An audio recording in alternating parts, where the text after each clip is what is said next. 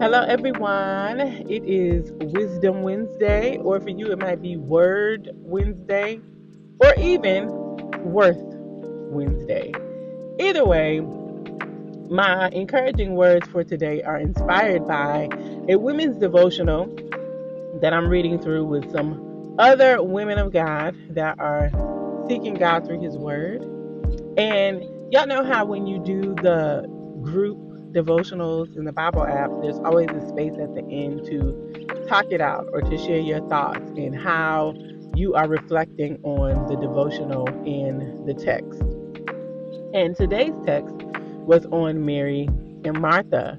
And the author of the devotional was saying a good thing to do when approaching Mary and Martha is not so much to start with comparing them, who was doing who was doing what is better or worse. One person invited Jesus into their home and was hosting, and the other person was sitting at his feet. It's oftentimes when we hear the text expounded upon, we hear people say basically the part that Jesus said that Mary is tending to what is most expedient, what is needful right now, and that is to be with me, to sit at my feet to hear what I have to say.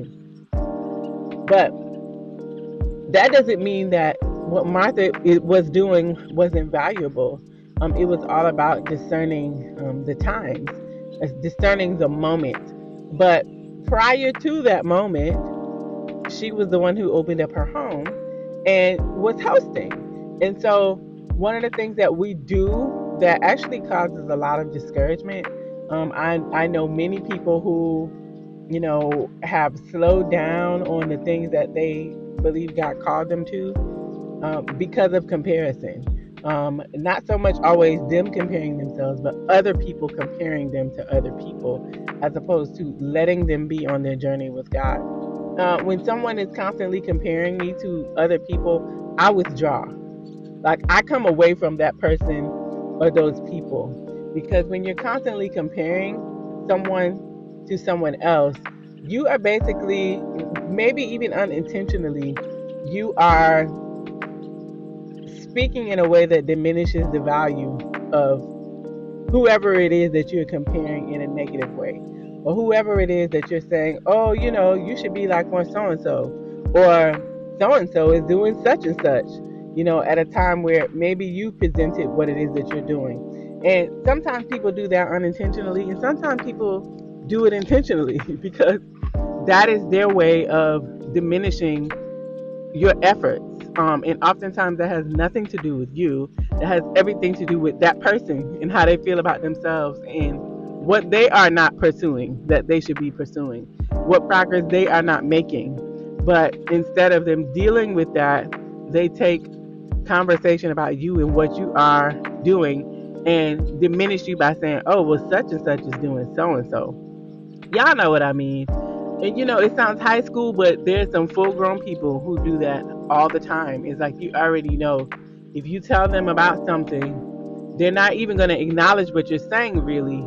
The way they are going to kind of, dumb it down or try to make it small is by comparing it to what somebody else is doing.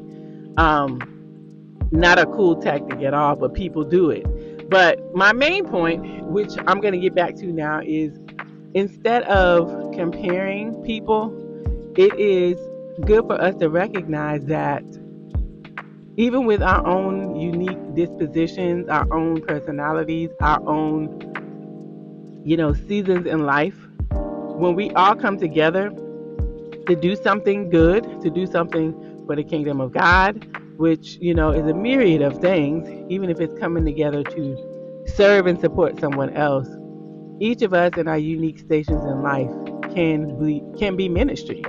So let me give an example. So, one person, they could be coming to help serve and make a big dinner for people in the community. And that person might be grieving. So they may not have a lot to say.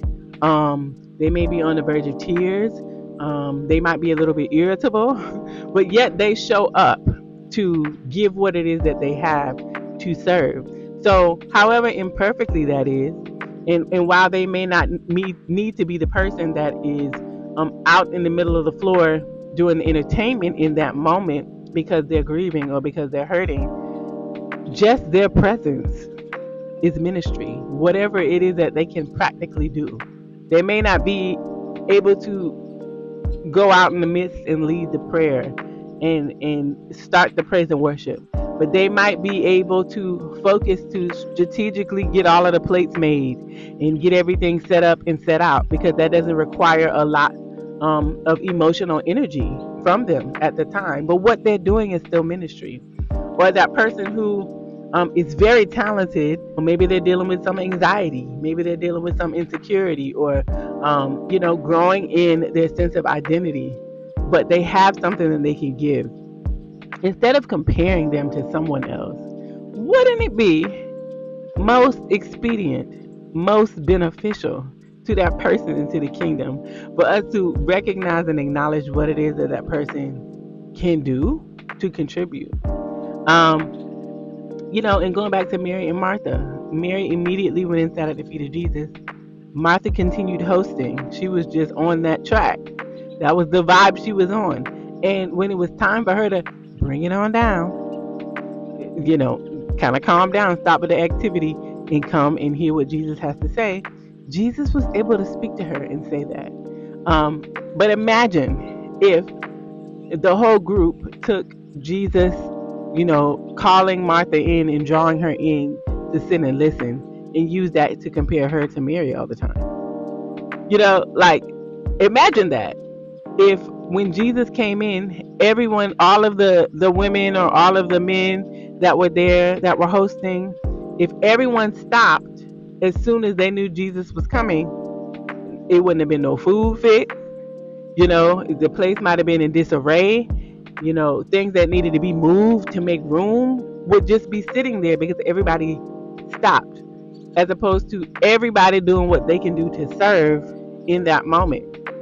So, very imperfect analogy, I'm sure, but I think y'all get the point. When it comes to what it is that we can do with what God has given us, with where we are, whether we are in a more broken place or whether we are, feeling strong in the Lord and the power in His might, in the power of His might, in, riding on the mountain at the moment, or in the valley. We might not all need to have the same assignment at the same time. We may not all have the same strengths and weaknesses at the same time. But what it is that we bring, if we will commit it and submit it to God, it's ministry. And then lastly, I'll say, for people in leadership, people who are responsible for making sure things are in order, putting people in the correct places, finding ways to disciple and to encourage and help people develop, definitely be honest with yourself and with your people about best places where they can be used, as well as encouraging them to continue to grow and develop and discover. But do not lead with comparing them to others. Don't lead with comparison. That is the absolute not the best thing you can do. Kill the comparison.